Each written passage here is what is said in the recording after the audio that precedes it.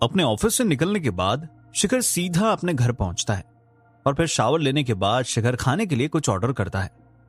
खाना खाते हुए शिखर अपनी कंपनी के अकाउंट देख रहा होता है, तभी उसके फोन की घंटी बजती है। शिखर फोन की स्क्रीन देखता है तो कॉल पर पृथ्वी होता है। पृथ्वी शुभचिंतक का वही खास इंसान था जिसने शिखर को रिजवान से मिलवाया था। शिखर फोन उठा लेता है। कैसे हो मिस्टर पृथ्वी, बड़े दिनों बाद याद किया? शिखर ने हंसते हुए कहा। हाँ शिखर, एक प्रोजेक्ट पर बिजी था। मैंने सुना है कि तुम्हें एक बड़ी इन्वेस्टमेंट मिल गई है तुम्हारी ऐप के लिए। पृथ्वी का मिजाज हमेशा की तरह हंसमुख था।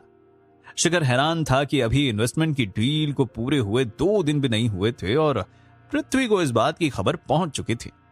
अभी तक उसने इन्वेस्टमेंट की डील की बात शुभचिंतक को भी नहीं बताई थी। शिखर की हैरानी को समझते हुए पृथ्वी ने हंसते हुए जवाब दिया, ऐसी बातें मार्केट में कहां चुपती है शिखर। पृथ्वी ने शिखर की नई इन्वेस्टमेंट डील को सेलिब्रेट करने के लिए उसे अपनी एक प्राइवेट पार्टी में बुलाया। पृथ्वी ने शिखर को बताया कि इस पार्टी में न सिर्फ देश बल्कि विदेश से भी बड़े बिजनेसमैन आने वाले थे। ठीक है, मैं आ जाऊंगा, आप मुझे लोकेशन और टाइम भेज दो। शिखर ने यह कहकर फोन काट दिया। हालांकि शिखर को इस तरह की पार्टीज ज्यादा पसंद नहीं थी, पर शिखर जानता था कि अब बिजनेस की दुनिया में पैर जमाना है तो इस तरह की पार्टीज में उठना बैठना तो पड़ेगा ही। कुछ देर बाद शिखर को टेक्स्ट आता है जिसमें पार्टी की डिटेल्स होती हैं। पार्टी कल दोपहर को शुरू होनी थी। शिखर एक नजर मार के फोन साइड पर रख देता है और अपने काम में दोबारा जुट जाता है। काम निपटाकर शिखर आराम करने जाने ही लगता है कि तभी दरवाजे पर दस्तक होती है। शिखर मन ही मन सोचता है कि भला इस वक्त कौन आया होगा। शिखर मेन डोर की तरफ बढ़कर दरवाजा खोलता है तो उसके सामने शीना होती है। उसके हाथ में बहुत सारे कैरी बैग्स और एक फूलों का गुलदस्ता होता है। शीना, तुम यहां, और ये सब क्या है? शिखर एक तरफ शीना को इस वक्त अपने घर के दरवाजे पर देखकर हैरान था, तो वहीं दूसरी तरफ कहीं न कहीं थोड़ा खुश भी था। तुम तो ऐसे पूछ रहे हो जैसे मैंने यहां आकर कोई गलती कर दी हो, शीना ने मुंह बनाते हुए शिखर को देखकर कहा।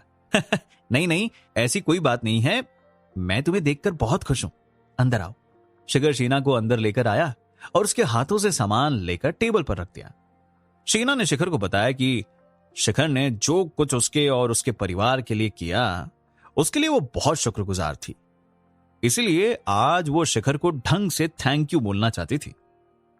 शीना शिखर के लिए उसके मनपसंद फूलों का गुलदस्ता और उसके खाने पीने की सभी मनपसंद की चीजें लेकर आई थी। मैंने पहले सोचा कि तुम्हें फोन कर लूं, पर फिर मुझे यह लगा कि तुम्हें सरप्राइज देना ज्यादा अच्छा रहेगा, शीना ने शिखर के हाथ पर हल्के से मारते हुए कहा। शिखर ने इसका जवाब नहीं दिया, बस एक बड़ी सी मुस्कान के साथ सामान को तरीके से रखने लगा। सामान जगह पर रखकर शिखर शीना के बगल में आकर बैठ गया। शिखर शीना के आने से बहुत खुश था। तो मिस शीना, क्या प्लान है आपका? शिखर ने उसी बड़ी मुस्कान के साथ शीना से पूछा। शीना ने शिखर को बताया था कि वो उसके लिए कोल्ड कॉफी और मटन कबाब लाई थी और उसके बाद डिजर्ट में चॉकलेट आइसक्रीम। ये बोलते हुए शीना ने सामने लगे बड़े टीवी को ऑन किया और शिखर को बताया कि वो चाहती थी कि वो दोनों आज साथ में कोई अच्छी सी मूवी देखते हुए समय बिताए। इसके बाद शीना और शिखर ने पूरी शाम मूवी देखते हुए और कबाब खाते हुए बिताई। मूवी के बाद दोनों ने टेरेस पर जाकर कुछ देर सैर की। शिखर को इस तरह की एक शाम की बहुत जरूरत थी और शीना भी ये बात जानती थी कि शिखर के लिए पिछले कुछ दिन चुनौतियों से भरे थे। ऐसे में शिखर एक ब्रेक भी डिजर्व करता था और शीना के साथ यूं वक्त बिताने से अच्छा कोई ब्रेक शिखर के लिए हो ही नहीं सकता था। इन सब के बाद वक्त आया अलविदा कहने का। शीना ने जैसे ही जाने की बात की तो शिखर शीना से रुक जाने की जिद करने लगा। इतनी रात हो गई है और वैसे भी तुम्हारा घर दूर है शीना, यहीं सो जाओ, आज बबीता भी नहीं है तो गेस्ट रूम खाली है, शिखर ने जोर दिया। हालांकि शीना ने शिखर को समझाने की कोशिश करते हुए कहा कि कल उसकी एक जरूरी रिकॉर्डिंग है और इस वजह से आज उसका जाना बहुत जरूरी था। शीना को कल एक बहुत बड़ी प्रोडक्शन कंपनी के कुछ गानों के एल्बम रिकॉर्ड करने थे। शिखर ने जब यह बात सुनी तो वो शांत हो गया और उसने शीना को रोकना सही नहीं समझा। शिखर जानता था कि शीना का जाना कितना जरूरी था। शीना के जाने के बाद शिखर सीधा अपने बेडरूम में जाकर लेट गया। आज का दिन शिखर के लिए बहुत अच्छा था। आज के दिन के बारे में सोचने के बाद शिखर काफी दिनों के बाद आराम की नींद लेते हुए सो गया। अगले दिन सुबह शिखर लेट उठा। उठते ही शिखर ने जब वक्त देखा तो उसे एहसास हुआ कि अगर उसने जल्दी नहीं करी तो वो पार्टी के लिए लेट हो जाएगा और शिखर को लेट पहुंचना बिल्कुल पसंद नहीं था। बिना कोई वक्त बर्बाद करे शिखर सीधा तैयार होने में जुट गया। शिखर ने साधारण सी शर्ट और ब्लू जीन्स पहन ली। फिर शिखर घर से निकलकर अपनी गाड़ी में बैठ गया और पृथ्वी की पार्टी के लिए रवाना हो गया। पृथ्वी का विला बाहर से दिखने में ज्यादा अलग नहीं था, लेकिन शिखर जब अंदर दाखिल हुआ तो वो पृथ्वी के घर की सजावट देखकर बहुत इंप्रेस हो गया। पृथ्वी का घर बहुत सोच विचार के बाद डिजाइन किया गया था। हर एक दीवार पर खूबसूरत चित्रकला बनी हुई थी। इस समय पृथ्वी की विला में ज्यादा लोग मौजूद नहीं थे। शिखर ने यह देखकर सोचा कि शायद और लोग अभी भी रास्ते में हों। चारों ओर देखने पर शिखर ने पृथ्वी को ढूंढ लिया। पृथ्वी अपने कुछ दोस्तों से बातें कर रहा था। मिस्टर पृथ्वी, शिखर पृथ्वी के पास जाकर उससे मिलने लगा। शिखर, आखिर तुम आ ही गए। आओ मैं तुम्हें अपने दोस्तों से मिलवाता हूं। पृथ्वी ने मुस्कुराते हुए शिखर का इशारा अपने दोस्तों की ओर किया और कहा, ये mister Raghav, mister Arjun and ये है मिस्टर अजय। शिखर ने उनका नाम जानकर तुरंत उनकी तरफ एक नरम मुस्कान से देखा। शिखर यह बात जानता था क्योंकि वो लोग पृथ्वी के दोस्त हैं, वो उन्हें नजरअंदाज नहीं कर सकता था। लेकिन शिखर के नर्मता से पेश आने के बावजूद अचानक मिस्टर अजय ने शिखर की तरफ ढंग से देखा और मजाक करते हुए कहा, मिस्टर पृथ्वी, आपने आखिर किस तरह के लोगों को अपनी पार्टी में इनवाइट कर लिया है? जरा इस लड़के का पहनावा तो देखिए। मिस्टर अजय ने शिखर की तरफ एक बार ऊपर से नीचे देखा। शिखर हमेशा की तरह अपने साधारण कपड़ों में पार्टी में आया था। हालांकि शिखर अमीर था, वो कभी अपने कपड़ों से इस चीज का दिखावा करना पसंद नहीं करता था। मिस्टर अजय की बात सुनकर पृथ्वी के चेहरे की मुस्कुराहट तुरंत गंभीर भाव में बदल गई और वो बोला, क्यों ना पहले जान ले कि ये कौन है। पृथ्वी ने शिखर की ओर सबकी नजर घुमाई और वो आगे बोला, इनका नाम शिखर है, स्मार्ट इन्फोटेक के मालिक हैं। Smart infotech? मैंने तो कभी इस कंपनी का नाम भी नहीं सुना। अजय ने अभी भी शिखर को नहीं पहचाना और उसे नीचा दिखाने की कोशिश करने लगा। मेरी बात अभी खत्म नहीं हुई। पृथ्वी ने उसी भाव से मिस्टर अजय की तरफ देखा। यह कहकर पृथ्वी आगे शिखर का परिचय देने लगा। शायद आपने शिखर को पहचाना नहीं। शिखर ने कुछ समय पहले एक बहुत बड़ी गेम लॉन्च करी थी जिसका नाम था मिलियनेयर किंग। मुझे यकीन है कि आपने ये नाम जरूर सुना होगा, लेकिन शिखर की पहचान सिर्फ इतनी नहीं है।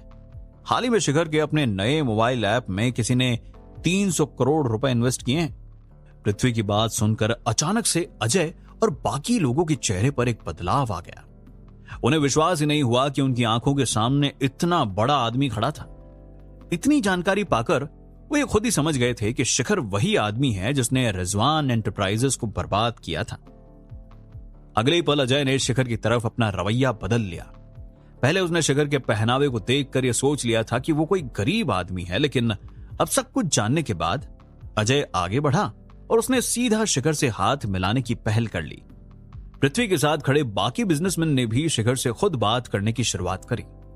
उन सब के कहने पर शिखर ने अपने बिजनेस कार्ड निकाल लिए और उनमें से कई लोगों को दे दिए।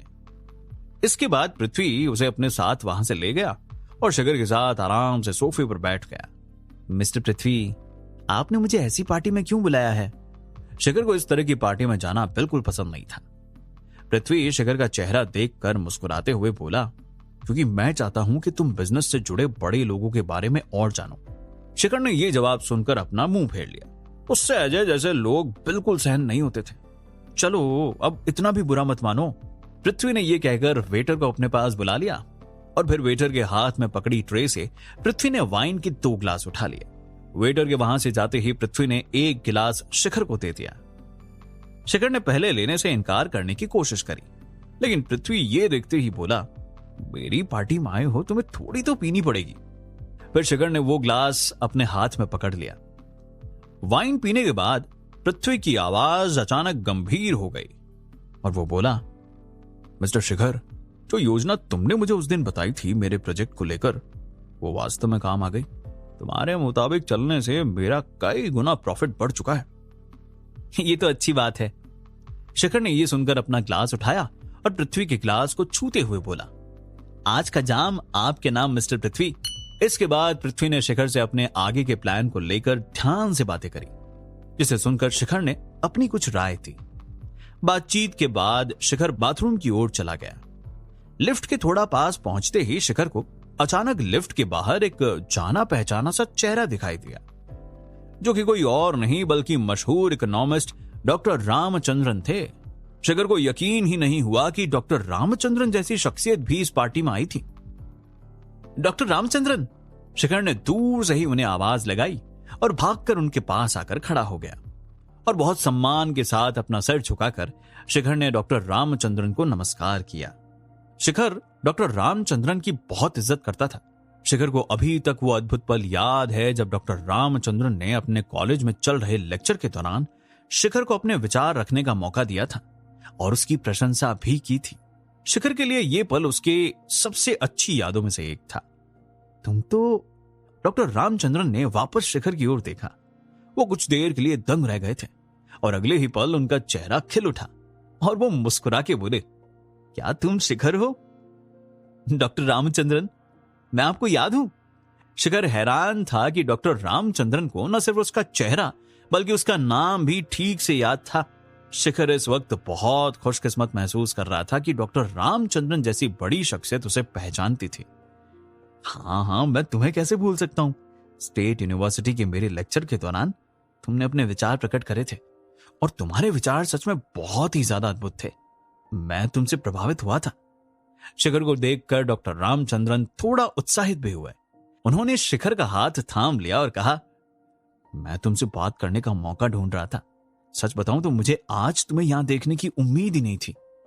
आप मुझसे बात करना चाहते थे? शिखर हैरान था। हाँ, मैं एक नई किताब लिख रहा हूं। उसके रिसर्च के लिए मुझे तुम जैसे नौजवान की जरूरत है। डॉक्टर रामचंद्रन बोलते बोलते रुक गए और फिर कुछ सोचने लगे। कुछ देर सोचने के बाद डॉक्टर रामचंद्रन अचानक से बोले, चलो मेरे साथ आओ, ऊपर चलकर बात करते हैं। मैं तुम्हारी मुलाकात किसी से करवाता हूं। डॉक्टर रामचंद्रन ने शिखर को अपने साथ आने के लिए कहा।